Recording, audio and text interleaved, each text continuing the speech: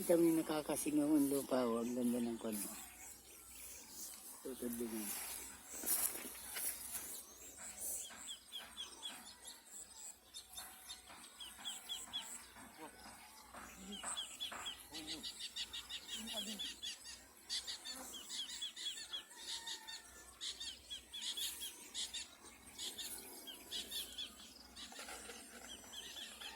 Pag mababaw ang tudling, hindi hirap ang kalabaw, ano?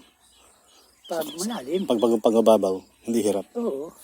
Saka ang tao. May lang ang kwan niya. Hmm. Pero pag yung kwan, ilalim, halos nasa gabi. Hmm. Hindi lalaki ng timpal, katulad yun.